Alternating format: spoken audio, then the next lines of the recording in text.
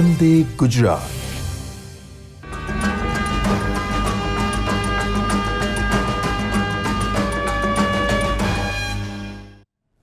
નમસ્કાર મિત્રો, આજે આપણે 6 થી 8 શિક્ષક આવૃત્તિ આધારિત તાલીમ પૈકી ધોરણ 6 થી 8 સંસ્કૃત વિષયની તાલીમ માટે જુદા જુદા લર્નિંગ સેન્ટર પર એકત્ર થયા છીએ. જુદા જુદા લર્નિંગ સેન્ટર પર તાલીમ માટે એકત્ર થયેલ શિક્ષકો, તજજ્ઞો અને ડાયટ ફેકલ્ટી, આપ સૌનું હું હાર્દિક સ્વાગત કરું છું. મિત્રો, આજની તાલીમ આપણે આપ સૌ જાણો છો એ પ્રમાણે NEP 2020ના અનુસંધાને શિક્ષકો એ જે 50 કલાકની વ્યવસાયિક સજ્જતા એટલે કે CPD તાલીમ લેવાની થાય છે, એના ભાગરૂપે આપણે આ તાલીમ આયોજિત કરી છે. આજે સંસ્કૃત વિષય માટે મારી પાસે સ્ટુડિયોમાં ડૉક્ટર અમીબેન જોશી અને ડૉક્ટર ભૂમિકાબેન કંસારા ઉપસ્થિત થયા છે.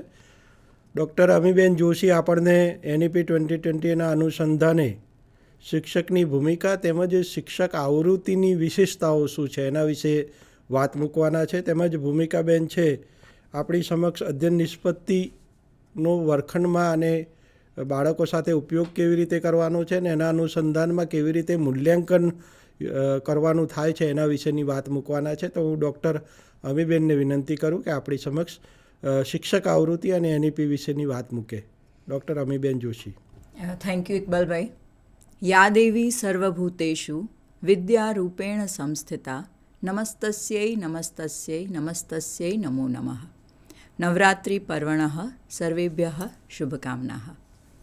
તાલીમ કેન્દ્ર પર ઉપસ્થિત સૌ શિક્ષક મિત્રો, સૌ તજજ્ઞ મિત્રો, ડાયટના ફેકલ્ટીઝ, સૌને સુપ્રભાતમ.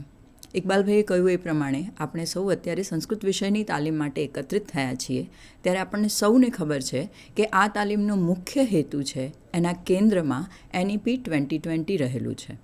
તો આપણું જે સંસ્કૃતનું પાઠ્યપુસ્તક છે અને અત્યારે હાલમાં આપણી જોડે જે ઉપસ્થિત છે એ સંસ્કૃત પાઠ્યપુસ્તક આધારિત શિક્ષક આવૃત્તિને ધ્યાનમાં રાખીને આપણે આગળ વધીએ. મિત્રો, આપ સૌ ફ્રન્ટ પેજ આપણા ત્રણેય જે છે એ જોઈ શકો છો. એ પ્રમાણે આપણી જોડે ધોરણ 6, 7 અને 8 આ ત્રણેય ધોરણમાં શિક્ષક આવૃત્તિ ઉપલબ્ધ છે. આ શિક્ષક આવૃત્તિને બનાવતી વખતે એને એના કેન્દ્ર સ્થાનમાં રાષ્ટ્રીય શિક્ષણ નીતિ 2020 રહેલી છે અને રાષ્ટ્રીય શિક્ષણ નીતિના ઇમ્પ્લિમેન્ટેશનના ભાગરૂપે વર્ગખંડમાં રાષ્ટ્રીય શિક્ષણ નીતિને કેવી રીતે લાગુ કરી શકાય તે સંદર્ભે આ શિક્ષક આવૃત્તિ બનાવવામાં આવી છે. તો આપણે આ શિક્ષક આવૃત્તિનો પરિચય મેળવવાનો રહે. શિક્ષક મિત્રો, આપણે સૌ જ્યારે વર્ગખંડમાં ઉપસ્થિત છીએ ત્યારે આપણે કોઈ પણ વિષય ભણાવતા હોઈએ, એટલે કે આપણો મુખ્ય વિષય અન્ય કોઈ પણ ભાષા હોઈ શકે, પણ જ્યારે આપણે સંસ્કૃત વિષય ભણાવવા માટે ઉપસ્થિત થયા છીએ ત્યારે આપણે સંસ્કૃત શિક્ષક તરીકે જ આ પાઠ્યપુસ્તક, આ શિક્ષક આવૃત્તિ વિદ્યાર્થીઓ સમક્ષ મૂકવાની છે. અલબત્ત કહેવું જોઈએ કે પાઠ્યપુસ્તક શિક્ષક આવૃત્તિની રીતે વિદ્યાર્થીઓ સમક્ષ મૂકવાનું છે. તો આપણે સૌ એ કોઈ પણ ભાષાના છીએ, પણ સંસ્કૃતના વર્ગખંડમાં આપણે ભાષા શિક્ષક છીએ, સંસ્કૃત ભાષાના શિક્ષક છીએ અને એ વખતે આપણે કેટલીક બાબતોને ધ્યાનમાં રાખીશું. આપ સૌની જોડે અત્યારે શિક્ષક આવૃત્તિ હશે જ અને શિક્ષક આવૃત્તિના સૌથી શરૂઆતના પેજીસ આપ અત્યારે સ્ક્રીન ઉપર જોઈ શકો છો. એ પ્રમાણે વર્ગખંડમાં એક સંસ્કૃત ભાષા શિક્ષક તરીકે જ્યારે આપણે સંસ્કૃત વિષયનું અધ્યાપન કરાવવાનું છે ત્યારે આપણે કઈ કઈ બાબતોની કાળજી રાખીશું, શિક્ષક તરીકે આપણે કઈ કઈ બાબતો જાણીએ છીએ તેની વિગત આ પેજ ઉપર આપવામાં આવેલી છે, જેની હાર્ડ કોપી આપ સૌની પાસે ઉપસ્થિત છે અને તે આપ વાંચી શકો છો. સંસ્કૃત ભાષાનું અધ્યાપન જ્યારે આપણે કરાવતા હોઈએ ત્યારે એની રજૂઆત કેવી રીતે કરવાની છે, કયા સાધનોની મદદથી કરવાની છે. સ્વાભાવિક છે, સાધનો જ્યારે વાપરવાના હોય ત્યારે આપણે એને પૂર્વ તૈયારી રૂપે એ સાધનો તૈયાર કરી રાખવાના હોય છે. એ બધી જ બાબતો આપણે પહેલેથી તૈયાર કરીશું. સંસ્કૃત ભાષાનું અધ્યાપન આપણે પ્રત્યક્ષ પદ્ધતિથી કરાવીશું. સંસ્કૃત ભાષાના શિક્ષક તરીકે આપણે ભણાવતી વખતે અધ્યાપન પ્રક્રિયા દરમિયાન અનુવાદ કરતા નથી. શિક્ષક મિત્રો, સંસ્કૃત શિક્ષક તરીકે, ભાષાના શિક્ષક તરીકે આ ખૂબ મહત્ત્વનો મુદ્દો છે અને પ્રત્યક્ષ પદ્ધતિ એમાં પારસમણી તરીકે કામ કરે છે. એટલે જ્યારે આપણે પ્રત્યક્ષ પદ્ધતિથી ભણાવીએ છીએ ત્યારે અન્ય કોઈ ભાષામાં અનુવાદ કરવાની જરૂરિયાત જ નથી રહેતી, એ આપણને સૌને ખબર છે. અને એટલે જ બિલકુલ સભાનતાપૂર્વક જો કોઈક પ્રશ્ન વિદ્યાર્થી પૂછે ત્યારે પણ એ શબ્દનો અનુવાદ કર્યા વગર એ શબ્દને સીધી રીતે પ્રત્યક્ષ રીતે બતાવીને વિદ્યાર્થી એ શબ્દનો અર્થ સમજી શકે એવા આપણે પ્રયત્નો કરવાના છે. સંસ્કૃતનું અધ્યાપન કરાવતી વખતે આપણે કમ્પ્યુટરના માધ્યમથી વિદ્યાર્થીઓને ચિત્ર બતાવી શકીએ, આપણે વસ્તુ પ્રત્યક્ષ રીતે બતાવીને વિદ્યાર્થીઓને એનો અનુભવ કરાવી શકીએ. આપણને ખબર છે કે વિદ્યાર્થીઓ ઇન્દ્રિયોથી જ્ઞાન પ્રાપ્ત કરે છે, તો સ્પર્શ છે, શ્રવણ છે, દૃશ્ય છે, એ બધી જ ઇન્દ્રિયોનો ઉપયોગ કરીને વિદ્યાર્થીઓને આ વસ્તુઓનો અનુભવ કરાવીને આપણે અપરિચિત શબ્દોનો પરિચય કરાવવાનો છે. તો આ આનંદદાયી શિક્ષણ બની રહે, સંસ્કૃતનો વર્ગખંડ ઉત્સાહથી ભરપૂર હોય, એ બધી જ બાબતોને ધ્યાનમાં રાખીને પ્રત્યક્ષ પદ્ધતિથી અનુવાદ કરાવ્યા વગર આપણે અધ્યાપન કાર્ય કરાવવાનું છે. તો એક શિક્ષક તરીકે આપણે મૂળભૂત આટલી બાબતોને ચોક્કસ ધ્યાનમાં રાખીશું જ. શિક્ષક મિત્રો, આ તો સંસ્કૃત વિષયની જે તાલીમ છે એ પહેલાંના અન્ય વિષયોની શિક્ષક આવૃત્તિ પણ આપ સૌએ જોઈ હશે.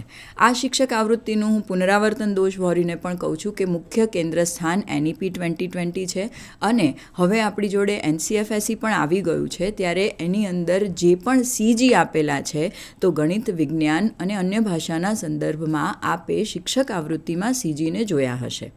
સંસ્કૃત ભાષા આ બધા વિષયોના સંદર્ભમાં CGના વિષયમાં જુદી પડે છે, કારણ કે આપ સૌ જાણો છો એ પ્રમાણે R3 સુધીનો ઉલ્લેખ NCFSEમાં મળે છે, પરંતુ ગુજરાત રાજ્ય એટલું સદભાગ્યશાળી છે કે આપણે આપણા બાળકોને 4 સમૃદ્ધ ભાષાઓનો પરિચય કરાવી શકીએ છીએ. અને એટલે જ સંસ્કૃત ભાષાની આ શિક્ષક આવૃત્તિની અંદર આપને CG નહીં પરંતુ અધ્યયન નિષ્પત્તિઓ ધ્યાનમાં આવશે.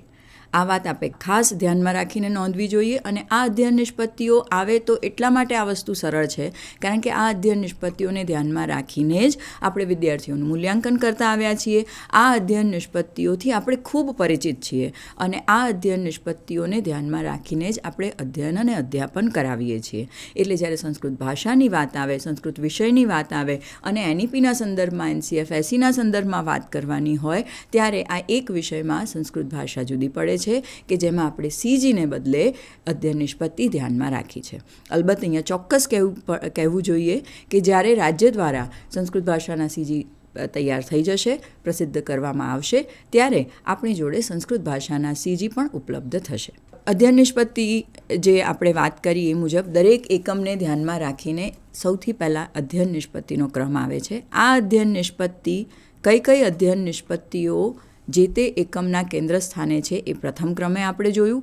હવે એક શિક્ષક તરીકે પૂર્વ તૈયારી આપણે જે કરવાની છે અને NEPને ધ્યાનમાં રાખીને આપણે કઈ પદ્ધતિઓને, કારણ કે આપણને સૌને ખબર છે કે આપણું જે પદ્ધતિશાસ્ત્ર છે એ બિલકુલ NEP પ્રમાણે ગોઠવાયેલું છે.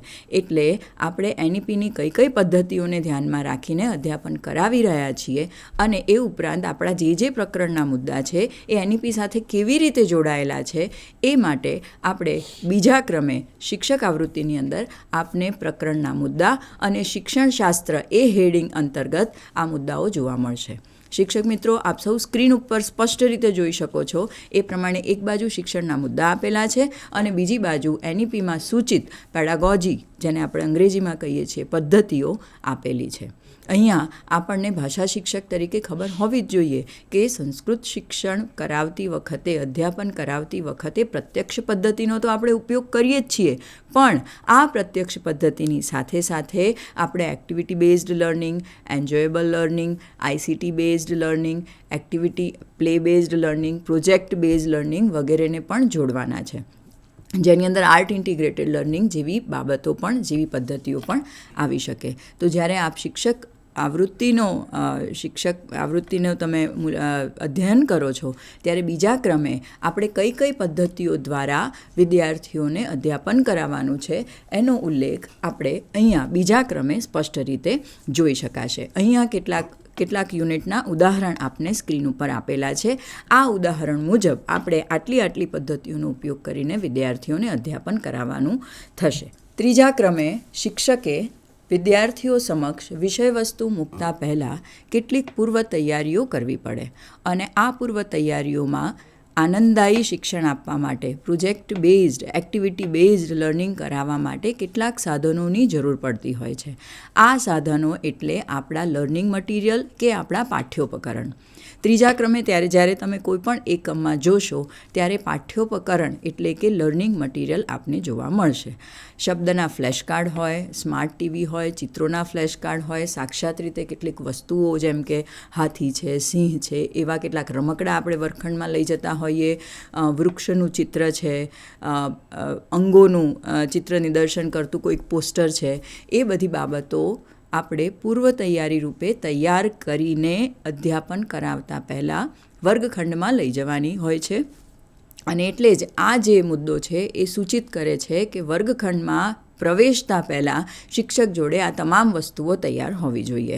શિક્ષક મિત્રો, આપને જણાવતા ખૂબ આનંદ થાય છે કે આપ જે શિક્ષક આવૃત્તિ જોઈ રહ્યા છો એ શિક્ષક આવૃત્તિની અંદર ક્રમશઃ આપણે આગળ જોઈશું કે ત્યાં QR કોડ પણ આપેલો છે. એટલે અહીંયા સ્ક્રીન ઉપર તમે જુઓ છો કે સ્માર્ટ ટીવીના માધ્યમથી જ્યારે કેટલાક ચિત્રો બતાવવાના થાય છે અને એ ચિત્રો બતાવતી વખતે શિક્ષકે જાતે એ ચિત્રોને ડાઉનલોડ કરવાની પણ જરૂર નથી. શિક્ષક આવૃત્તિની અંદર જે કોઈ પણ સાહિત્ય વિદ્યાર્થીઓ સમક્ષ મૂકવાનું છે, વિદ્યાર્થીઓને બતાવવાનું છે, એ તમામ સાહિત્ય અહીંયા જે લેખકો છે એમના દ્વારા મહેનત કરીને QR કોડમાં અગાઉથી જ મૂકવામાં આવેલું છે.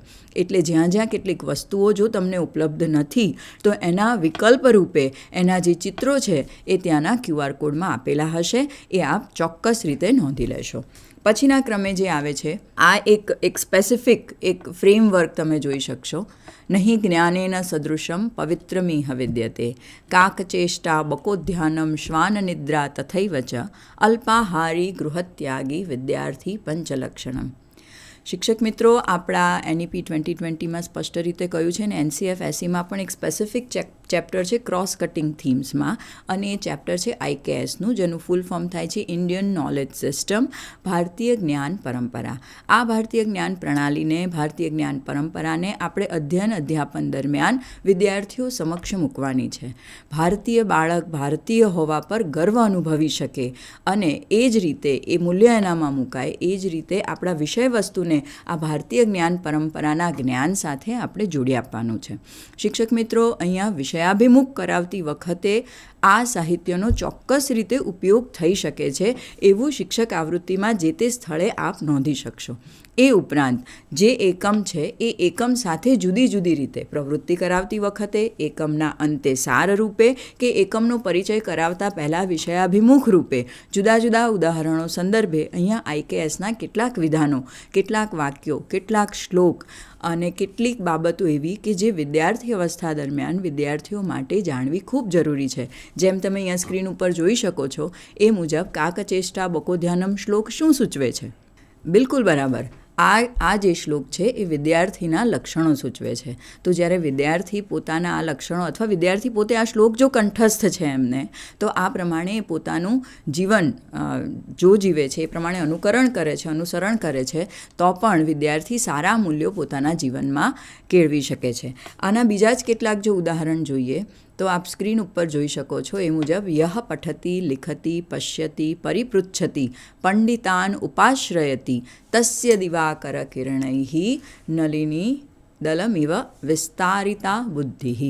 અહીંયા સંસ્કૃત અધ્યાપક તરીકે, સંસ્કૃત શિક્ષક તરીકે આપણને ખબર છે કે આપણે વિદ્યાર્થીઓને ક્રિયાપદ ભણાવવાના છે અને અહમ ખાદામી, અહમ પશ્યામી, અહમ શૃણોમી, એની સાથે સાથે બાલકઃ ખાદતી, બાલકઃ પશ્યતિ, એ ક્રિયાપદો ભણાવ્યા પછી આવો કોઈક એક શ્લોક જો વિદ્યાર્થી કંઠસ્થ કરી શકે છે તો આ ક્રિયાપદોનો અર્થ સમજાવવો અત્યંત સરળ થઈ જાય છે.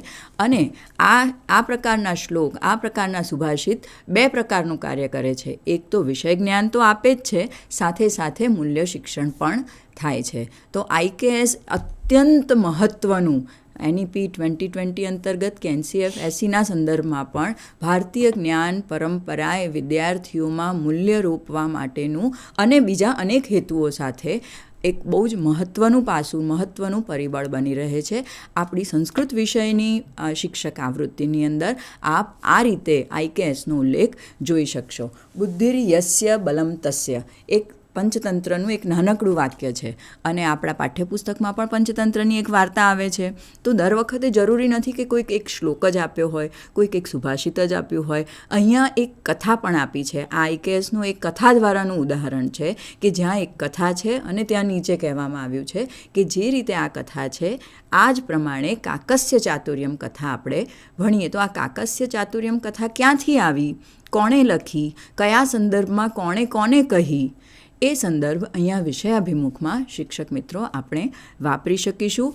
આ IKSનો ઉપયોગ કરવાથી આપણા વિદ્યાર્થીઓને વિષ્ણુ શર્માનો પરિચય થશે અને ભારતીય જ્ઞાન પરંપરાના એક મહત્ત્વના ગ્રંથ પંચતંત્રનો પણ પરિચય થશે. પંચતંત્રનો પરિચય એટલે એમને વિગતે પંચતંત્ર વિશે લેક્ચર આપવાનું નથી, ઓફકોર્સ નોટ, માત્ર સૂચિત કરવાનું છે. પણ પંચતંત્ર શબ્દ માત્રથી પણ વિદ્યાર્થીઓ પરિચિત થશે, એ હેતુ અહીંયા રહેલો છે.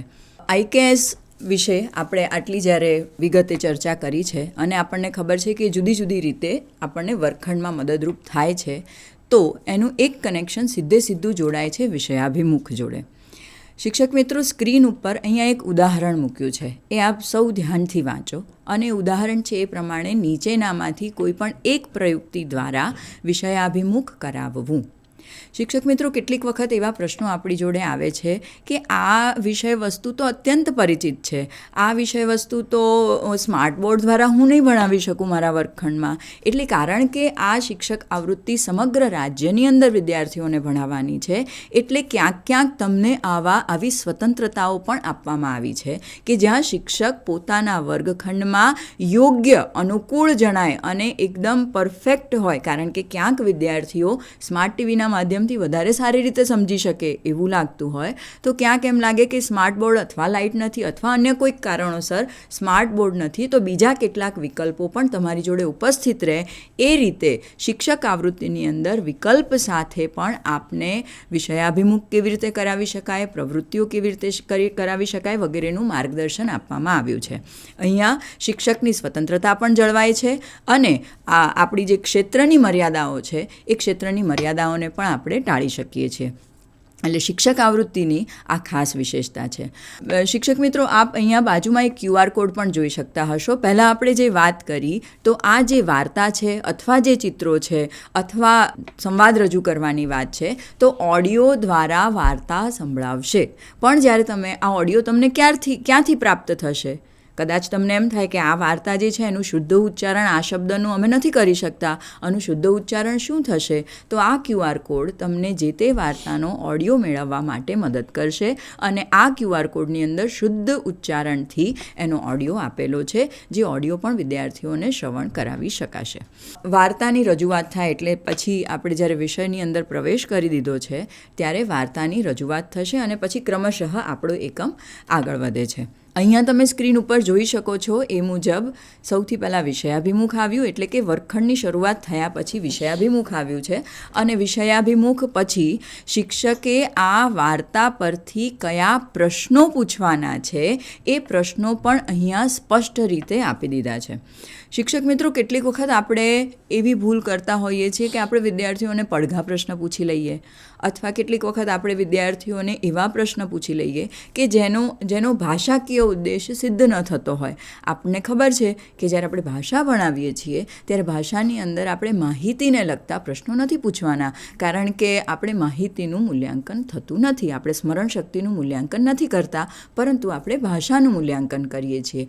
એટલા માટે જ અહીંયા કેટલાક હળવા પ્રશ્નો કે જેનાથી વિદ્યાર્થીઓ ભાષા તરફ વળી શકે એવા કેટલાક પ્રશ્નો પણ આપેલા છે. આ પ્રશ્નોના જવાબ દરેક વર્ગખંડ પ્રમાણે જુદા હોઈ શકે અને એ જવાબો શિક્ષકે સ્વીકારવાના છે.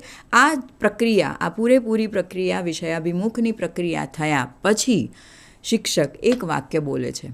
આપણે સૌ બીએડમાં ભણ્યા છીએ કે ભાઈ વિષયાભિમુખ અને મુખ્ય એકમ એ બંનેની વચ્ચે સંયોજન, કનેક્શન ચોક્કસ રીતે હોવું જોઈએ અને એ સ્વાભાવિક હોવું જોઈએ, એ યોગ્ય હોવું જોઈએ.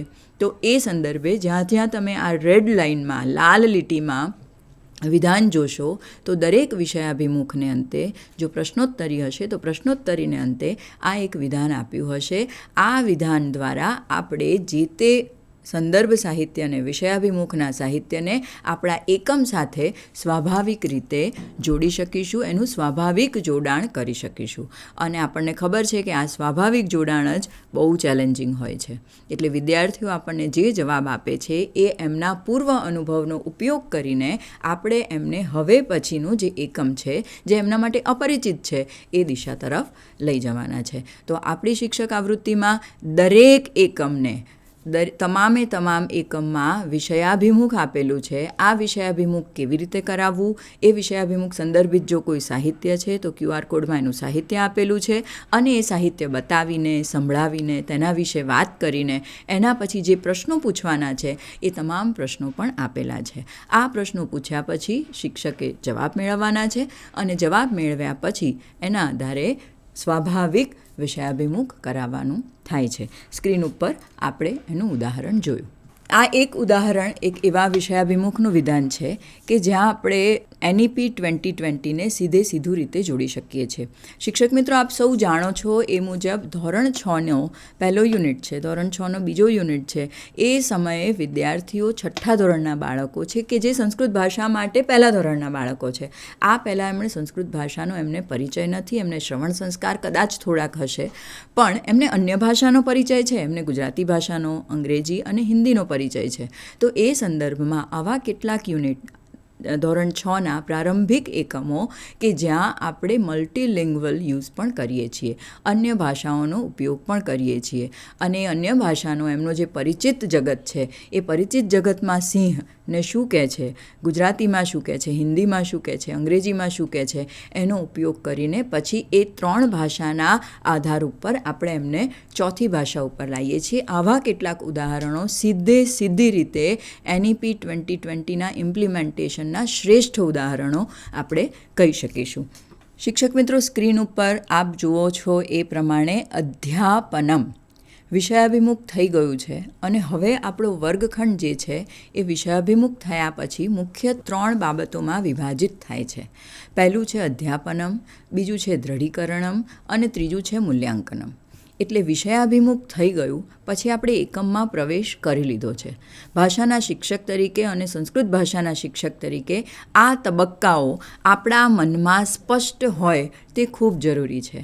આ બાબતની સ્પષ્ટતાઓ જેટલી વધારે સારી હશે એટલું આપણું અધ્યયન અધ્યાપન પણ વધારે સારું હશે. અહીંયા એ વાત ખાસ નોંધવી જોઈએ કે આ બાબતો સાથે આપણા વિદ્યાર્થીઓને કોઈ લેવા દેવા નથી. આપણે વિષયાભિમુખ કરાવ્યું કે હવે આપણે અધ્યાપન કરાવી રહ્યા છીએ કે હવે આપણે દ્રઢીકરણ કરાવી રહ્યા છીએ, આ પારિભાષિક શબ્દો શિક્ષક આવૃત્તિના છે, શિક્ષકો માટે છે, આપણા સૌ માટે છે, વિદ્યાર્થીઓ માટે નથી. વિદ્યાર્થીઓને તો એક સ્વાભાવિક પ્રક્રિયામાંથી, એક સ્વાભાવિક અનુભવોમાંથી, આનંદદાયી અનુભવોમાંથી આપણે પસાર કરવાના છીએ. તો આ મહત્ત્વનો મુદ્દો સૌથી પહેલો શરૂ થાય છે એ છે અધ્યાપનમ. અને સ્વાભાવિક છે અધ્યાપનમ જે શબ્દ છે એ પ્રમાણે આપણે સૌથી પહેલાં અધ્યાપન કાર્ય કરાવવાનું છે.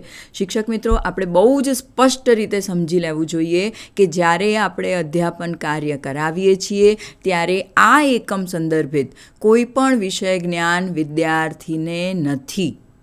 આ વિષય સંદર્ભિત કશું જ વિદ્યાર્થી જાણતો નથી. અને આ અધ્યાપનમ જે છે એ જો 3 પિલર ગણીએ, અધ્યાપનમ, દ્રઢીકરણ અને મૂલ્યાંકન, તો અધ્યાપન આપણું જેટલું સારું હશે, જેટલું ગુણવત્તાયુક્ત હશે, જેટલું ઝીણવટ ભરેલું હશે, એની અસર આપણને છેક મૂલ્યાંકન સુધી દેખાવાની છે. અધ્યાપનમ એક એવો તબક્કો છે કે જ્યાં શિક્ષકનું ઇન્વોલ્વમેન્ટ, શિક્ષકનો ભાગ 90થી 95% છે અને વિદ્યાર્થીનો ભાગ 5થી 10% છે. એટલે જ્યારે કોઈ પણ વર્ગખંડની અંદર આ પ્રક્રિયા નોંધાતી હોય, શિક્ષક દ્વારા રજૂઆત થતી હોય, વિદ્યાર્થીઓ સાંભળતા હોય, જોતા હોય, જરૂર પ્રમાણે પોતે પોતે જે જોયું છે એના જવાબ આપતા હોય અને શિક્ષક દ્વારા વધારે રજૂઆત થાય છે તો એ અધ્યાપનનો તબક્કો છે. આપણે એ સ્પષ્ટ રીતે સમજવું જોઈએ. અધ્યાપનના તબક્કામાં શિક્ષકે પોતાની વધારે પ્રબળ શક્તિઓ વાપરીને સરસ રીતે ઝીણવટભર્યાપૂર્વક તૈયારી સાથે અધ્યાપન કરાવવાનું છે. આ અધ્યાપન કરાવતી વખતે સૌથી પહેલાં ભાષાની અંદર આવે છે પઠન પાઠન અને શિક્ષક દ્વારા જે તે એકમ છે એનું શુદ્ધ ઉચ્ચારણ દ્વારા રજૂઆત. કારણ કે આ જે શબ્દો છે, જે ભાષા છે એનું શ્રવણ બાળક સૌથી પહેલી વખત, આપણો વિદ્યાર્થી એને સૌથી પહેલી વખત સાંભળી રહ્યા છે અને એ સંદર્ભમાં જે કોઈ પણ એકમ છે, ગદ્ય છે, પદ્ય છે, વિધાન સ્વરૂપે છે, જે કોઈ સ્વરૂપે છે, આપણે એનું શુદ્ધ ઉચ્ચારણ કરવાનું છે. આપણને સૌને ખબર છે કે આપણે જે પ્રમાણે ભાષાનું ઉચ્ચારણ કરીએ છીએ આપણા વિદ્યાર્થીઓ પણ એ જ પ્રમાણે ભાષાનું ઉચ્ચારણ કરે છે.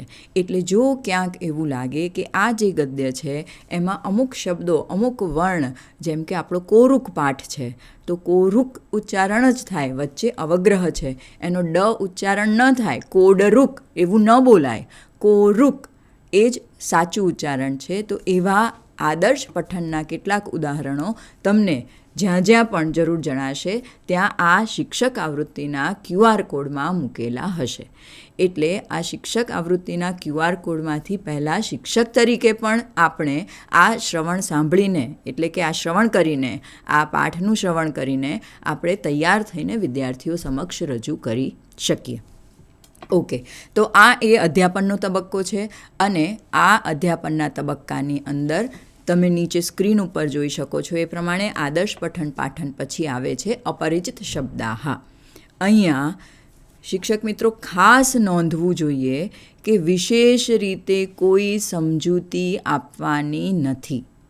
આપણે સૌથી પહેલાં પઠન અને પાઠન એટલે વિદ્યાર્થીઓને શ્રવણ સંસ્કાર આપ્યા છે. આખું મિકેનિઝમ છે, આ એકદમ સાયન્ટિફિક, એકબીજા સાથે જોડાયેલા ભાષાના પાસાઓ છે, જેને આપણે ભાષા વિજ્ઞાન સાથે જોડાયેલી બાબત પણ કહી શકીએ. એટલે શિક્ષક તરીકે જો આપણે આ સમજી લઈશું તો આપણે વિદ્યાર્થીઓ સમક્ષ બહુ જ સારી રીતે ભાષાને મૂકી શકીશું. એટલે આપણે અધ્યાપન વખતે સૌથી પહેલાં આપણે વિદ્યાર્થીઓને શ્રવણ સંસ્કાર આપ્યા, પછી એમને ઉચ્ચારણ કરવાની તક આપી અને પછી ત્યારબાદ તરત જ આપણે અપરિચિત શબ્દોનો અર્થ એમને આપીએ છીએ. પણ આ અપરિચિત શબ્દોનો અર્થ એમની આગળ કેવી રીતે મૂકવાનો છે તો આપણે બિલકુલ સભાન છીએ કે અપરિચિત શબ્દોનો અર્થ મૂકતી વખતે આપણે અન્ય ભાષાનો પ્રયોગ કરતા નથી.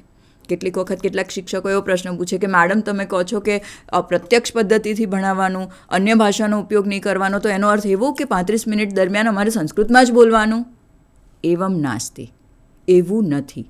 આપ સૌ જાણો છો, જ્યારે પણ શબ્દનો પરિચય કરાવવાનો થાય, ભાષાકીય બાબતો હોય, ત્યારે આપણે અન્ય ભાષાનો ઉપયોગ નથી કરતા.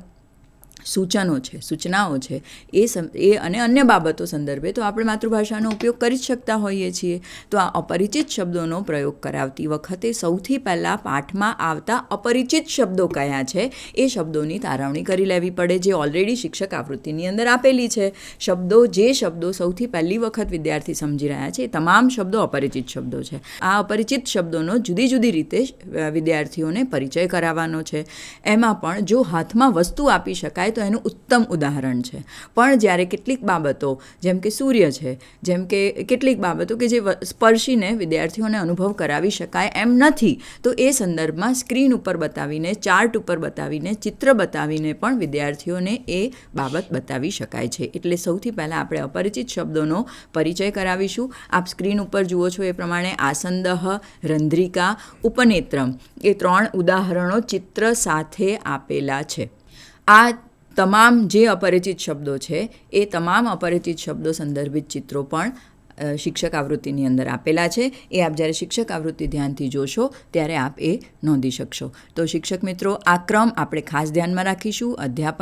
અધ્યાપનમની અંદર પહેલાં શ્રવણ સંસ્કાર આવ્યા, પછી ઉચ્ચારણ ક્ષમતા, વિદ્યાર્થીઓ જાતે એનું ઉચ્ચારણ કરે, અને પછી પાઠમાં આવતા, એકમમાં આવતા તમામ અપરિચિત શબ્દોનો એમને પરિચય થાય. અહીંયા ઉદાહરણ ચિત્રપદાનીનું છે. તો રંધ્રિકા શબ્દનો અર્થ શું થાય? તો રંધ્રિકા એટલે શું એવું ગુજરાતી, અંગ્રેજી કે અન્ય કોઈ ભાષામાં અનુવાદ કર્યા વગર સીધી રંધ્રિકા બતાવીને એશા રંધ્રિકા એ રીતે આપણે પરિચય કરાવવાનો થાય છે. બીજો જે સ્ટેપ છે દ્રઢીકરણમ, એટલે પહેલાં આપણે કરાવ્યું છે અધ્યાપન.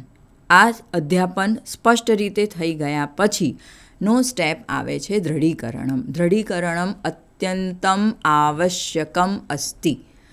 અધ્યાપન કરાવ્યા પછી બાળક પહેલી વખત, એક વખત, બે વખત કે 3-4 વખત આ શબ્દ સાંભળીને શક્ય છે કે એને સમજી શક્યા નથી, અથવા તમામ શબ્દોને એટલું મહત્ત્વ ન મળ્યું હોય કે બાળક એનો અર્થ સમજી શક્યા હોય. વળી અધ્યાપન સમયે શિક્ષકનું જે યોગદાન છે, શિક્ષકનું યોગદાન 90-95% છે અને બાળકને બોલવાની ઓછી તક મળે છે. એણે માત્ર સાંભળવાનું છે અને સમજવાનું છે. એટલે આ દૃઢીકરણનો જે તબક્કો છે ત્યાં બાળકનું ઇન્વોલ્વમેન્ટ, એટલે કે આપણા વિદ્યાર્થીનું અને શિક્ષકનું જે ઇન્વોલ્વમેન્ટ છે એ આપણે લગભગ એનો રેશિયો 60થી 40% રહેશે. શિક્ષક મિત્રો, અધ્યાપન સમયે આપણે ખૂબ મહેનત કરીને ઝીણવટપૂર્વક બધી જ તૈયારીઓ દ્વારા અધ્યાપન કરાવ્યું છે. હવે દૃઢીકરણમાં આપણે શું કરવાનું છે?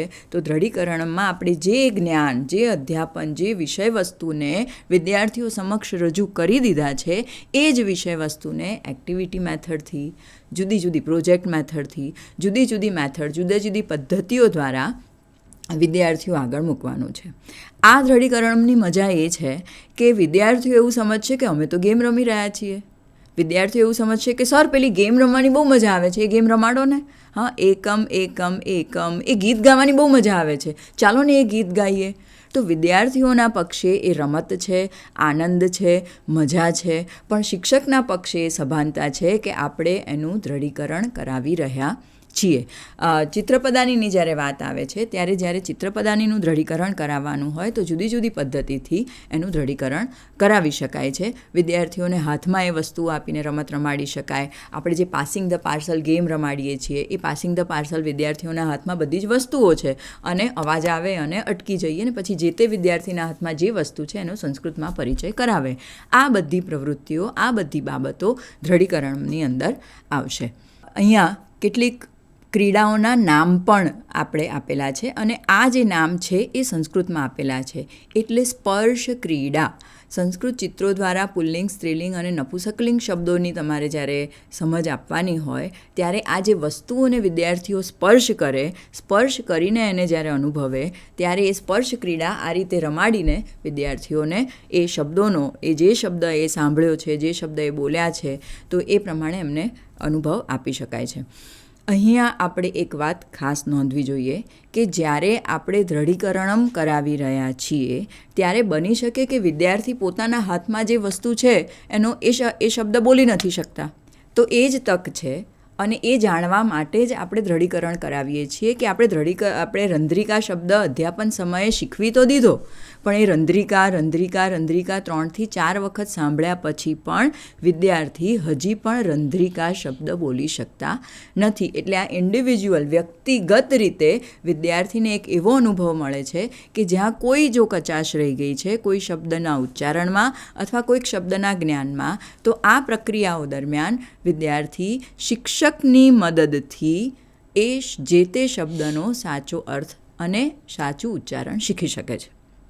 અહીંયા શિક્ષકે વિદ્યાર્થીઓને મદદ કરવાની હોય છે અને જરૂર જણાય ત્યાં વચ્ચે ઇન્વોલ્વ થવાનું હોય છે. એટલે જો એ શબ્દનો અર્થ અન્ય કોઈ વિદ્યાર્થીને આવડે છે તો આપણે એનો અર્થ નથી બોલતા, પણ જો અન્ય કોઈ વિદ્યાર્થીને નથી આવડતો તો આપણે એ દૃઢીકરણ સમયે પણ કેટલુંક અધ્યાપન કરાવતા જઈએ છીએ. આ સ્પષ્ટતા આપણા મનમાં આપણે ચોક્કસ રાખવાની છે, કારણ કે આના પછીનો જે તબક્કો છે એ મૂલ્યાંકનનો તબક્કો છે. જેવી રીતે અધ્યાપનની મૂલ્યાંકન પર સીધી અસર થાય છે એવી જ રીતે દૃઢીકરણમની પણ મૂલ્યાંકન પર સીધી અસર થાય છે.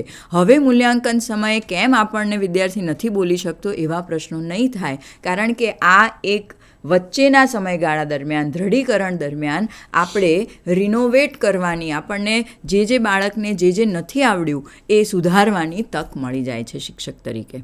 તો અહીંયા આપણે જુદી જુદી પ્રવૃત્તિઓ દ્વારા શબ્દાનામ અન્વેષણમ, અને અહીંયા તમે સ્ક્રીન ઉપર જોઈ શકો છો એ પ્રમાણે પ્લે બેઝડ લર્નિંગ. તો NEP 2020ની અંદર જે પદ્ધતિઓ સૂચિત કરેલી છે એ પદ્ધતિઓનું નામ પણ આ શિક્ષક આવૃત્તિની અંદર જે તે જગ્યાએ આપ સૌ જોઈ શકશો. એ જે પ્રવૃત્તિઓ છે એ પ્રવૃત્તિની પ્રક્રિયા પણ એકદમ સૂક્ષ્મ રીતે અંદર આપેલી છે. કારણ કે શિક્ષક મિત્રો કેટલીક વખત એવું થાય છે કે એ જ્યારે વિદ્યાર્થીઓને શબ્દોનો પરિચય આપણે કરાવીએ પણ એ વસ્તુ જે છે આપણે યોગ્ય રીતે પકડી ના હોય, અથવા તો મમ નામ અમી, પણ મમ વખતે જો આપણે હાથ આમ નથી રાખતા તો મમ અર્થાત કિમ એ વિદ્યાર્થી નથી સમજી શકતા.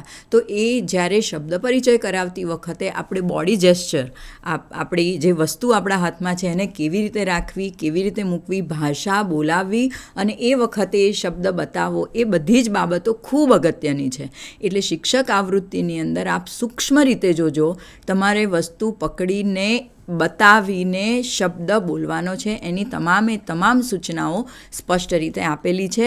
આને આપ ફોલો કરશો તો આપણે ચોક્કસ સારી રીતે અધ્યાપન કરાવી શકીશું. હવે જે ત્રીજો મુદ્દો છે, આપ સ્ક્રીન ઉપર જુઓ છો એ પ્રમાણે મૂલ્યાંકનમનો છે. પહેલું જે છે અધ્યાપન થઈ ગયું છે.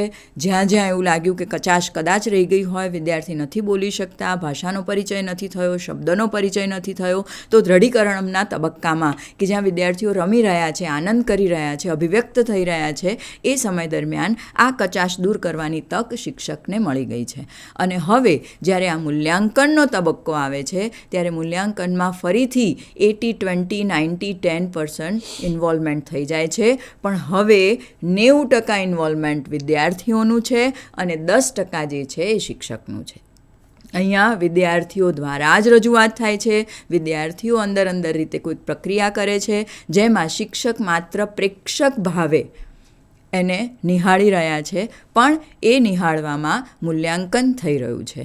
એટલે અહીંયા કોઈ શીખવવાનો ભાવ નથી, પણ આપણે શરૂઆતની જે 2 પ્રક્રિયામાંથી પસાર થયા છીએ, અધ્યાપન અને દ્રઢીકરણ, એના પરિણામ સ્વરૂપે હવે કેટલું વિદ્યાર્થીઓ સમજી શક્યા છે, કેટલું શુદ્ધ ઉચ્ચારણ કરી શકે છે, અધ્યયન નિષ્પત્તિ કઈ સિદ્ધ થઈ શકી છે, કઈ નથી થઈ શકી, વગેરેનું આંતરિક મૂલ્યાંકન, અહીંયા આંતરિક મૂલ્યાંકનની પ્રક્રિયા ચાલે છે.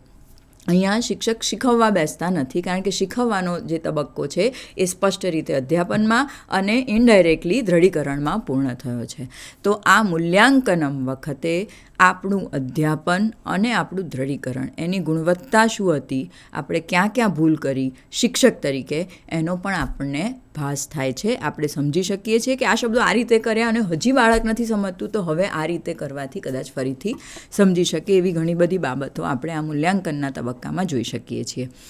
આપ સ્ક્રીન ઉપર જુઓ છો એ પ્રમાણે શિક્ષક આપણી પાઠ્યપુસ્તકની અંદર તો મૂલ્યાંકનની પદ્ધતિઓ આપેલી જ છે, મૂલ્યાંકન સ્વાધ્યાય સ્વરૂપે ઘણી બધી એક્ટિવિટીઝ આપેલી છે, પણ શિક્ષક આવૃત્તિની અંદર પણ મૂલ્યાંકન કઈ રીતે કરી શકાય એવા કેટલાક ઉદાહરણો આપેલા છે, જે ઉદાહરણ તમે સ્ક્રીન ઉપર જુઓ છો.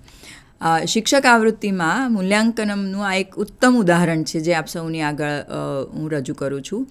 આ એક AI દ્વારા બનાવેલું એક પિક્ચર છે અને આપણને ખબર છે આપણા બાળકોને આ બધા ચિત્રાત્મક રજૂઆત અને આ સમજવું અને આના વિશે બોલવું એ વધારે આનંદદાયી લાગે છે. તો આવા એક ચિત્રનું સર્જન કર્યું છે અને એ ચિત્ર દ્વારા કાન એ કોના છે, આંખો કોની છે, મસ્તક કોનું છે, પગ કોના છે, પૂંછડી કોની છે વગેરે બાળક જોઈ શકે છે. એની સાથે સાથે અહીંયા નામ આપેલા છે અને હવે પછીનું જે ચિત્ર છે એ પછીના ચિત્રમાં આપણે માત્ર એ પશુઓના અંગ દર્શાવ્યા છે, પરંતુ નામ આપ્યું નથી. તો મકરહ એ શબ્દ આપણે શીખવી દીધો છે અને હવે અહીંયા મૂલ્યાંકનમાં મકરહ ક્યાં મૂકવાનું છે, એટલે નોલેજનું ઇમ્પ્લિમેન્ટેશન આ પ્રકારના સ્વાધ્યાયથી કરી શકાય છે. શિક્ષક આવૃત્તિની આ વિશેષતા છે. આ પ્રકારનું સ્વાધ્યાય તમારે જાતે ન કરવું પડે, શિક્ષક આવૃત્તિની અંદર ઓલરેડી આપેલું છે. તો આ મૂલ્યાંકનના કેટલાક ઉદાહરણો છે. હવે પછી જે છે એ આવે છે ગૃહકાર્ય. આપણે જાણીએ છીએ એ પ્રમાણે વિદ્યાર્થીઓને આપણે કયા પ્રકારનું ગૃહકાર્ય આપી શકીએ. તો આપણે પ્રોજેક્ટ બેઝ લર્નિંગ એક બહુ વિશેષ બાબત છે કે જ્યાં વિદ્યાર્થીને એનો ભાર ન લાગે, ગૃહકાર્યનો ભાર ન લાગે. યાદી બનાવવાની હોય, બોલવાનું હોય, રજૂઆત કરવાની હોય, શોધવાનું હોય, એસેમ્બલીમાં રજૂઆત કરવાની હોય, તો હંમેશા માત્ર લેખન સંદર્ભિત નહીં, પરંતુ રજૂઆત સંદર્ભિત, અભિવ્યક્તિ સંદર્ભિત. કારણ કે જ્યારે આપણે સંસ્કૃત ભાષાની વાત કરીએ છીએ ત્યારે આપણો મુખ્ય હેતુ તો શ્રવણ કથન પર વધારે આપણે ફોકસ કરીએ છીએ. બાળક શુદ્ધ ઉચ્ચારણથી સંસ્કૃત ભાષામાં રજૂઆત કરી શકે તો એ 6ઠ્ઠા ધોરણ અને 7માના મધ્ય એટલે કે પહેલા સત્ર સુધીમાં તો એ જો સિદ્ધ થઈ જાય તો એ ઉત્તમ પરિસ્થિતિ છે. અને એટલે જ આપણે આપણા ગૃહકાર્યને વિદ્યાર્થીઓની રજૂઆત સાથે, બોલવા સાથે, અભિવ્યક્તિ સાથે વધારે જોડવાનું છે. આ ગૃહ કાર્ય પણ શિક્ષક આવૃત્તિની અંદર આપેલું છે. વિશેષની અંદર તમે સ્ક્રીન ઉપર જુઓ છો એ પ્રમાણે સંખ્યા જ્ઞાન આપણે ધોરણ 6, 7 અને 8માં જુદી જુદી રીતે વહેંચેલું છે. પણ શિક્ષક તરીકે આપણે 1થી 10 ત્યારે જ ભણાવી શકીએ જ્યારે આપણને 1થી 100 બોલતા આવડતું હોય અથવા 1થી 100 સંખ્યાનું જ્ઞાન હોય. તો શિક્ષક તરીકે કેટલાક આપણને વધારે જ્ઞાનની જરૂર હોય તો એ વિશેષ નામના બોક્સમાં આપને આપેલી છે કે જેનું અધ્યયન કરીને આપ વિદ્યાર્થી સમક્ષ રજૂ કરવાની જરૂર નથી, પણ આપણને ખબર હોય, આપણે ક્યાંક કોઈક પરિસ્થિતિ એવી ઊભી થાય કે વિદ્યાર્થી આપણને પ્રશ્ન પૂછે છે તો આ પ્રકારની માહિતી જો આપણી જોડે હોય તો એની મદદથી આપણે વિદ્યાર્થીને જે તે વિષયનું જ્ઞાન આપી શકીએ છીએ. તો આ વિશેષ પણ એક બાબત છે કે જે શિક્ષક આવૃત્તિમાં ખાસ કરીને શિક્ષકો માટે આપેલી છે.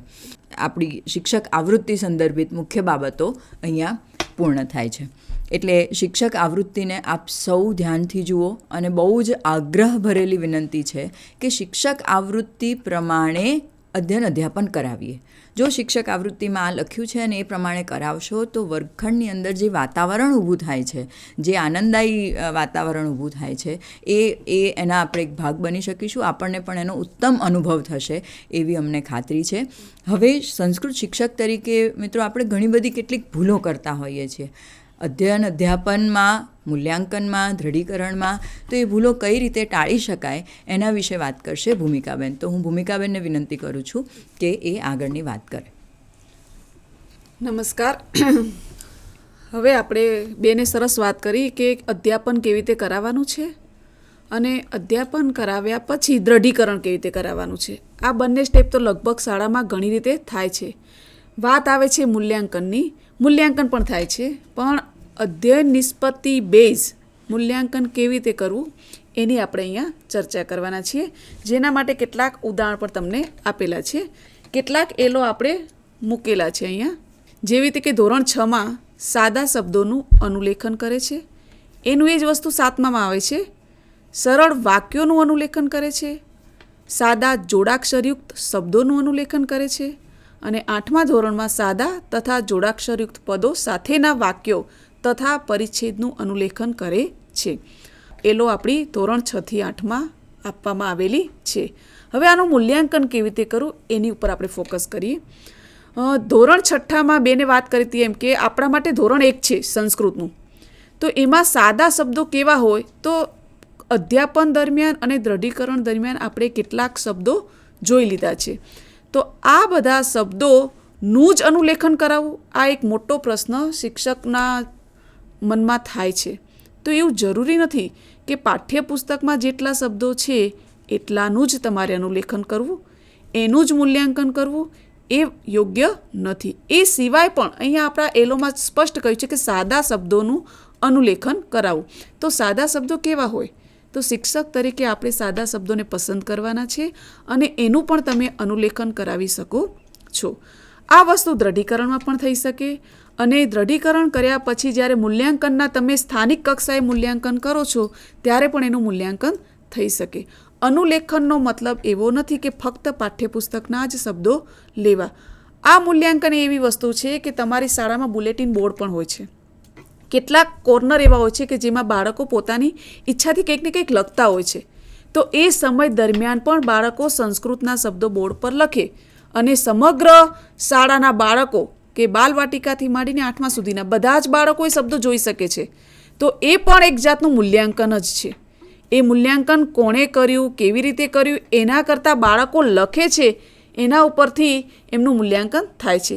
આ જ વસ્તુ 7મા અને 8મામાં પણ લાગુ પડે છે.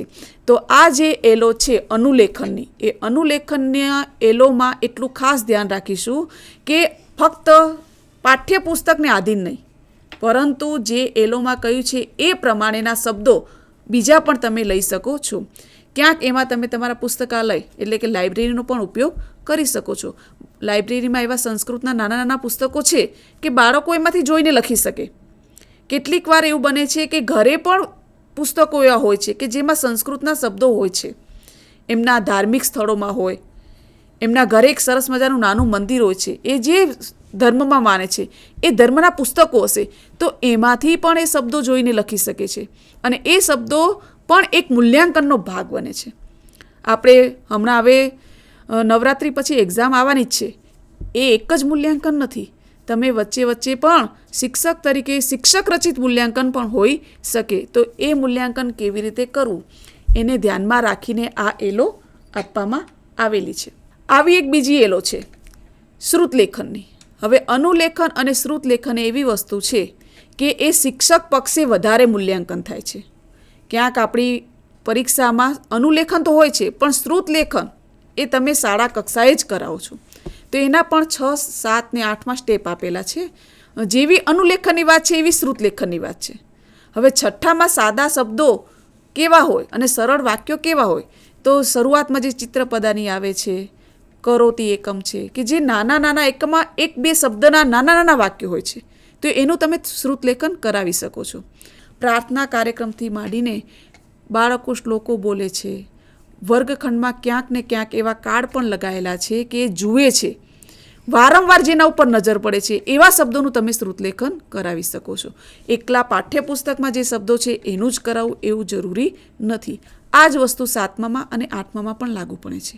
8મામાં બાળક સંસ્કૃતનું 3જું ધોરણ કહીએ તો ચાલે એટલે સુધી પહોંચી જાય છે. એટલે સાદા શબ્દો તો બરાબર, પણ જોડાક્ષરયુક્ત પદો અને એ સાથેના વાક્યો જે છે અને વાક્યોની સાથે પરિચ્છેદનું પણ શ્રુતલેખન શાળા કક્ષામાં થાય તો વધારે અસરકારક સાબિત થઈ શકે છે. શ્રુતલેખન એવા એલો છે કે જેનું મૂલ્યાંકન જનરલ થતું નથી. એ શિક્ષક પોતાના વર્ગખંડમાં જ કરાવી શકે છે. એટલે આ એલો છે એ શિક્ષક પોતાની રીતે આપસૂઝથી પોતાના વર્ગખંડમાં એનું મૂલ્યાંકન થશે તો જ એ માધ્યમિક કક્ષાએ સંસ્કૃત વિષય માટે અસરકારક સાબિત થશે.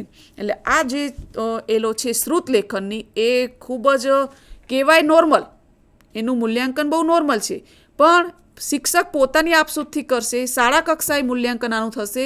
એટલે આના ઉપર ખૂબ જ ધ્યાન રાખવા જેવી બાબત છે. એના પછીના જે એલો છે ચિત્રોના આધારે એ વસ્તુઓનું નામ કે ક્રિયા ઓળખે અને સંસ્કૃતમાં લખી શકે છે. આવી જ એલો 7મામાં પણ છે.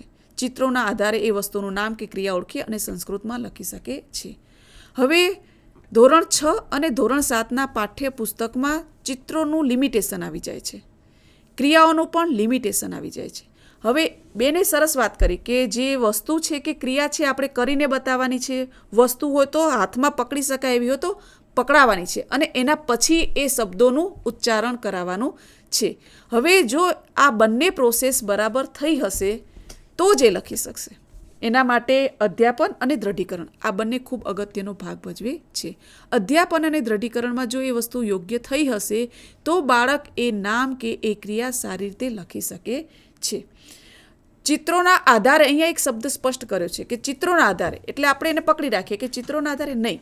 ચિત્રોના આધારે એ આપણને ઓપ્શન આપેલું છે. તમે જો એ વસ્તુ બતાવી શકો છો, તમે એ ક્રિયા કરી શકો છો, તો ક્રિયાનું ચિત્ર બતાવવાની જરૂર નથી. ક્રિયા તમે કરો અને કરાવો. તમારા વર્ગખંડમાં જીવંત બાળકો છે તો એ ક્રિયા કરી શકે છે. ઘણી બધી એવી વસ્તુઓ પણ છે આપણા પાઠ્યપુસ્તકમાં, જેટલી વસ્તુઓ છે લગભગ તમારી શાળામાં હશે જ અને ઘરમાં પણ છે. તો એ વસ્તુઓ બતાવીને અને એ વસ્તુઓ જોઈને બાળક એ શબ્દનું નામ લખે, એ ક્રિયા કરીને બાળક એનું નામ લખે તો એ મૂલ્યાંકન છે વધારે અસરકારક થશે. તો 6ઠ્ઠા અને 7મામાં આ બંને એલો જે આપેલી છે કે ચિત્રોના આધારે વસ્તુનું નામ કે ક્રિયા ઓળખી અને સંસ્કૃતમાં લખી શકે. નામ અને ક્રિયા જો એ ઓળખશે અને લખશે પછી જેનું જે સ્ટેપ એનું 8મામાં આવે છે, વધારે પેરેગ્રાફને વાંચવાનું છે, એને સમજવાનું છે. જુઓ હવે ધીમે ધીમે અર્થગ્રહણ પણ આવશે. ફક્ત એકલું શ્રવણ, કથન, વાંચન ને લેખન નથી, પણ એની સાથે બાળક અર્થગ્રહણ કરશે.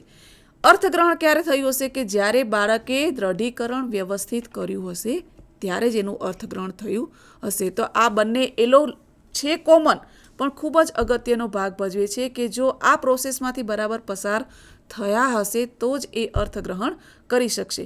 નહીંતર ક્યાંક ને ક્યાંક અર્થગ્રહણની ખામી રહેશે. તો બેને કહ્યું ને કે સંભાષણ પદ્ધતિ, પ્રત્યક્ષ પદ્ધતિનો મેક્ઝિમમ ઉપયોગ કરવાનો છે અને એનો ઉપયોગ કરતાં બાળકનું તમારે અધ્યાપન, દ્રઢીકરણ અને સાથે સાથે મૂલ્યાંકન પણ લેવાનું છે. આ ત્રણેય પેરા જે છે એ ખૂબ જ અગત્યના છે અને એને ધ્યાનમાં રાખીને આગળની એલો આવશે. 7મા અને 8મામાં છે સરળ ગુજરાતી શબ્દો તથા વાક્યોનો સંસ્કૃતમાં અનુવાદ કરી શકે છે. 8મામાં પણ એ જ એલો આવે છે. હવે અનુવાદની વાત આવે છે એટલે આપણે મિસગાઈડ થઈ જઈએ છીએ. બેને કીધું કે આપણે અનુવાદ કરવાનો નથી અને પછી આપણને એમ થાય છે આ તો અનુવાદની તો એલો આવી. તો હવે અહીંયા આ એલો જે છે ખાસ સમજવાની છે. અનુવાદની એલો આવે છે, અધ્યય નિષ્પત્તિ આવે છે, એનો મિનિંગ એવો નથી કે તમારે અનુવાદ કરીને બાળકને ભણાવવાનું છે. અનુવાદ કરીને ભણાવવાની વાત નથી, પણ જે તમે બાળકને શીખવી દીધું છે અલગ અલગ પદ્ધતિથી, બેને વાત કરી એમ કે રમત દ્વારા, ક્રિયા દ્વારા, પ્રવૃત્તિ દ્વારા, પ્રોજેક્ટ દ્વારા ઘણું બધું તમે શીખવ્યું છે. હવે એ શીખાઈ તો ગયું, તમે એનું દ્રઢીકરણ પણ કરાવી દીધું છે. આ બંને વસ્તુ થઈ ગયા પછી જ્યારે તમે મૂલ્યાંકન કરો છો ત્યારે મૂલ્યાંકનમાં તમે એવા પ્રશ્ન પૂછો છો કે એ પ્રશ્ન પૂછતી વખતે બાળકને જો એ વસ્તુ આવડી હશે તો એની માતૃભાષામાં કેવી રીતે રજૂ કરવાની એ કહી શકશે, અથવા માતૃભાષાનો શબ્દ આપેલો હશે તો એને સંસ્કૃતમાં કેવી રીતે બોલવાનું એ કહી શકે છે. હવે જો તમે પ્રેક્ટિકલ મૂલ્યાંકન કરાવો છો તો પ્રશ્ન પૂછો છો, પણ આપણે લેખિત મૂલ્યાંકન પણ થાય છે અને એ લેખિત મૂલ્યાંકન માટે જ આ એલો ખૂબ અગત્યની છે. એટલે અહીંયા લેખિત મૂલ્યાંકનને પ્રાધાન્ય આપવા માટે થઈને આ બે એલો છે, નહીં કે ભણાવવા માટે. તમે તમારી પદ્ધતિથી ભણાવી લીધું છે, હવે એનું જ્યારે મૂલ્યાંકન આવે છે ત્યારે બાળક પોતાની માતૃભાષામાં એ શબ્દને જાણે છે અને એ જ શબ્દને સંસ્કૃતમાં શું કહેવાય એ પણ જાણે છે. ત્યારે અહીંયા અનુવાદની એલો આવે છે. એટલે આ એલો બાળકોના મૂલ્યાંકન માટે છે, નહીં કે તમારી શિક્ષણ એટલે કે ભણાવવાની પદ્ધતિ માટે છે. એટલે આ એલોને ખૂબ આપણે ધ્યાનમાં રાખીશું. એની આગળની એલો છે પાઠ્યપુસ્તકના આધારે તેમજ વ્યવહારિક ભાષા, ફકરા, કાવ્ય પંક્તિના આધારે પૂછેલા સાદા પ્રશ્નોના જવાબ સંસ્કૃતમાં લખી શકે છે. આની આ એલો 8મામાં પણ છે. હવે અહીંયા આપણું શું કન્ફ્યુઝન છે? પાઠ્યપુસ્તકના આધારે એ શબ્દને આપણે પકડી રાખીએ છીએ. એટલે આપણું મૂલ્યાંકન આપણે પાઠ્યપુસ્તકમાં જે પાઠ આપેલા છે, જે કાવ્ય આપેલા છે એને જ પકડી રાખીએ છીએ અને એના આધારે આપણે બાળકનું મૂલ્યાંકન કરી દઈએ છીએ. ક્યાંક એવું બને છે કે જ્યારે અર્ધવાર્ષિક પરીક્ષા હવે લેવાશે તો એમાં પાઠ્યપુસ્તકનો પેરેગ્રાફ નહીં હોય, પાઠ્યપુસ્તકનું કદાચ નાનું એવું કાવ્ય નહીં હોય અને એના ઉપર આપણે પ્રશ્નોના જવાબ આપવાના થાય. એટલે આપણને એમ થાય છે કે અભ્યાસક્રમ બહારનું પૂછ્યું. એવું નથી. એલોને આપણે બરાબર સમજશું તો પાઠ્યપુસ્તકમાં જે કન્ટેન્ટ આપેલું છે, કાવ્ય કે પાઠ, એ તમારા ઉદાહરણ માટે છે. આ સિવાયના પણ પેરેગ્રાફ તમે બાળકના કક્ષા પ્રમાણેના તમે લઈ શકો છો. એમાંથી તમે પ્રશ્ન બનાવી શકો છો અને એ પ્રશ્નોના જવાબ બાળક આપે એવી આપણે અપેક્ષા છે. જો દ્રઢીકરણમાં આ વારંવાર થયું હશે તો કદાચ એની પરીક્ષામાં એ કોઈ પણ પેરેગ્રાફ હશે, કોઈ અનસીન પેરેગ્રાફ હશે, અનસીન ફકરો હશે, અનસીન કાવ્ય હશે, તો એ વાંચીને એના આધારે પ્રશ્નોના જવાબ આપી શકે છે. એટલે આ જે ભ્રમણા આપણી છે કે પાઠના જ પ્રશ્નો જવાબ પૂછાય, તો એ ભ્રમણાને આપણે તોડવાની છે. હમણાં પીએટી લેવાય તો એમાં પણ તમે જોયું હશે કે કેટલાક પ્રશ્નો એવા હશે કે તમારા સિલેબસમાં તમે એવું કહેશો આ તો સિલેબસ બહારનું છે, પણ એ સિલેબસ બહારનું નથી. એ આ એલોને ધ્યાનમાં રાખીને પૂછવામાં આવ્યું છે. એટલે એવા પેરેગ્રાફ તમે દ્રઢીકરણમાં લીધા હશે, એવા અધર કાવ્યો તમે દ્રઢીકરણમાં લીધા હશે, એવા સુભાષિત તમે દ્રઢીકરણમાં લીધા હશે, તો બાળક માટે કોઈ પણ પેરેગ્રાફ હશે એના પ્રશ્નોના જવાબ આપવામાં એને સરળતા હશે. કારણ કે એલોને ધ્યાનમાં રાખીને જ પેરેગ્રાફ આપણી પરીક્ષામાં પૂછાય છે કે મૂલ્યાંકનમાં આપણે લઈએ છીએ. પણ બાળક માટે નવું ક્યારે નહીં લાગે કે જ્યારે તમે દ્રઢીકરણમાં આવા અલગ અલગ પેરેગ્રાફ લીધા હશે તો એને તકલીફ નહીં પડે. પરંતુ તમે દ્રઢીકરણમાં પાઠ્યપુસ્તકનો જ પેરેગ્રાફ લીધો હશે, તમારી જે સ્થાનિક મૂલ્યાંકન કસોટી છે એમાં પણ જો સાદો જ પેરેગ્રાફ લીધો હશે, તો જ્યારે વાર્ષિક પરીક્ષા કે અર્ધવાર્ષિક પરીક્ષામાં બહારનો કોઈ પેરેગ્રાફ હશે તો બાળક મૂંઝાશે. એટલે આ એલો તમે ખૂબ સારી રીતે સિદ્ધ કરી હશે, છતાં પણ એલો તમારા લેવલમાં સિદ્ધ થશે નહીં. કઠિન એલો કહીએ, કઠિન અધ્યય નિષ્પત્તિ, એમાં આ એલોનો સમાવેશ થાય છે. એનું કારણ શું છે કે એનો મહાવરો બાળકને થયો નથી અને એના કારણે આ કઠિન ક્ષમતા બની ગઈ છે. રિયલમાં આ કઠિન નથી, કારણ કે બાળકે આના બેઝ ઉપર ઘણા બધા પ્રશ્નોના જવાબ આપેલા છે. એટલે આ બંને એલો ખૂબ અગત્યની છે, એને ધ્યાનમાં રાખશો કે આમાં આપણે વધારે પેરેગ્રાફનો મહાવરો આપવાનો છે. અને બેને વાત કરી એમ શિક્ષક આવૃત્તિમાં એવા ઘણા બધા પેરેગ્રાફ તમને આપેલા હશે અને સંદર્ભ સાહિત્ય તરીકે પણ કહ્યું છે કે તમે આ પુસ્તકમાં ઉપયોગ કરી શકો છો. અને એમાંથી તમારા કક્ષા પ્રમાણેના 7માની કક્ષા અને 8માની કક્ષા થોડી અલગ પડે છે, તો એ પ્રમાણે નાના નાના પેરેગ્રાફ તમે લો અને પેરેગ્રાફમાંથી બાળક જાતે પ્રશ્ન બનાવે, જાતે જવાબ આપે, એવું પિયર લર્નિંગમાં ગ્રુપ વર્કમાં કામ તમે કરાવી શકો છો. કદાચ એવું બને કે પ્રશ્નો એમને આ લેવલના બહુ સરળ હશે, પણ એ બનાવતા શીખશે અને પ્રશ્ન બનાવ્યા પછી એના જવાબ આપતા પણ શીખશે. એટલે આ એલોને આપણે એ રીતે બરાબર ધ્યાનમાં રાખીએ છીએ અને એને ધ્યાનમાં રાખીને જ મૂલ્યાંકન કરીશું. હવે અત્યારે આપણા સ્ક્રીન ઉપર જેટલી એલો છે એ તો આપણે ફક્ત ડેમો પૂરતી છે. આ સિવાય પણ તમને કન્ફ્યુઝન હશે કે આ કરતાં પણ વધારે એલો તો છે. તો હજુ આપણે એક એલો જોઈએ કે 7મા અને 8મા ધોરણમાં ચિત્રો, સારણી, કોષ્ટક, સમયપત્રક, જાહેરાત વગેરેના આધારે સંસ્કૃતમાં વાક્યો લખી શકે છે. આની આ જ એલો 8મામાં પણ છે. હવે તમારા પાઠ્યપુસ્તકમાં કોઈ ફિક્સ ચિત્ર હશે, સારણી હશે, કોષ્ટક હશે કે સમયપત્રક હશે, જાહેરાત હશે, એને ધ્યાનમાં રાખીને આપણે બાળકને સંસ્કૃતમાં વાક્યો લખાવડાવીએ છીએ. અને આપણી અપેક્ષા એવી હોય છે કે મેં જેવા વાક્યો શીખવ્યા છે એવા જ બાળકો લખે, જે જરૂરી નથી. બાળક ચિત્રમાં જે જોશે એ ચિત્રને આધીને પોતાના વાક્યો બનાવશે, કારણ કે એ ઘણા બધા નામ શીખી ગયો છે, ઘણા બધા શબ્દો શીખી ગયો છે, ઘણી બધી ક્રિયાઓ શીખી ગયો છે. એટલે ચિત્ર અને સારણી પાઠ્યપુસ્તક સિવાયનું પણ જો દ્રઢીકરણમાં લેવામાં આવે તો બાળક ખૂબ સારા વાક્યો બનાવી શકશે. 8મા સુધી એનું એક લેવલ આવી જાય છે કે 2 થી 3 શબ્દોના નાના નાના વાક્યો બનાવશે.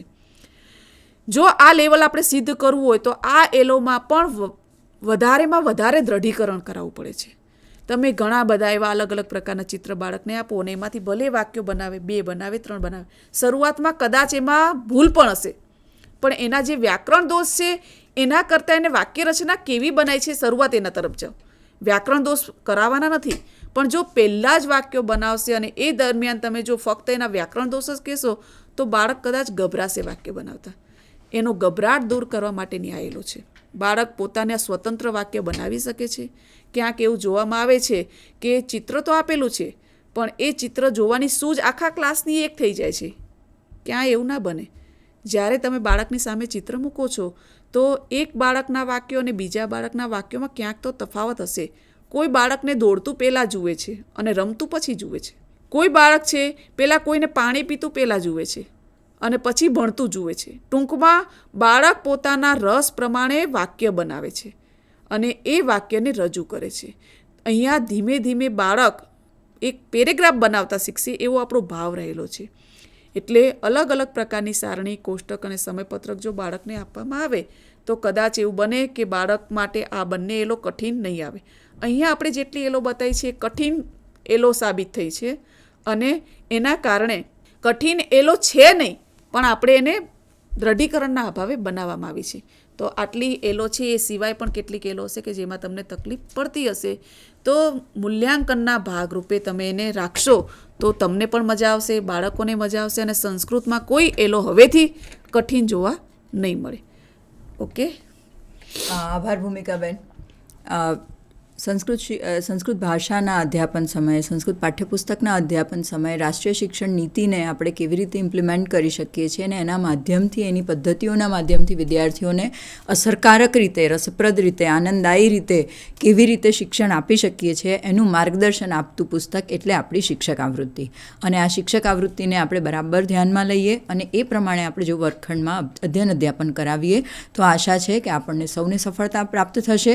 શિક્ષક મિત્રો, આપે અન્ય વિષયની શિક્ષક આવૃત્તિઓમાં પણ નોંધ્યું હશે કે સંસ્કૃત ભાષા જોવા મળે છે એટલે સંસ્કૃત ભાષામાં વિજ્ઞાન છે, સંસ્કૃત ભાષામાં ગણિત છે, સંસ્કૃત ભાષામાં સમાજ છે, સંસ્કૃત ભાષામાં મૂલ્યો છે, સંસ્કૃત ભાષા ઉચ્ચારણની ઉચ્ચતમ ભાષા છે.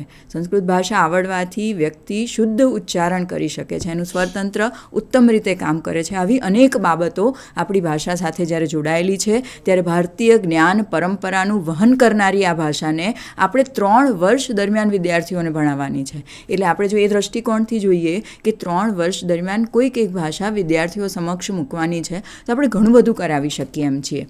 આશા છે કે આ શિક્ષક આવૃત્તિના માધ્યમથી આ ભાષાને આપણે અસરકારક રીતે વિદ્યાર્થીઓ સુધી લઈ જઈએ અને આ ભાષાની અંદર રહેલા તમામ સત્વને, તમામ બાબતોને સારી રીતે વિદ્યાર્થીઓના જીવનમાં પણ આરોપી શકીએ અને ભારતીય જ્ઞાન પરંપરાના પ્રવાહને વહેવામાં મદદ કરીએ એવી આશા સાથે અમે વિરમીએ છીએ. આભાર.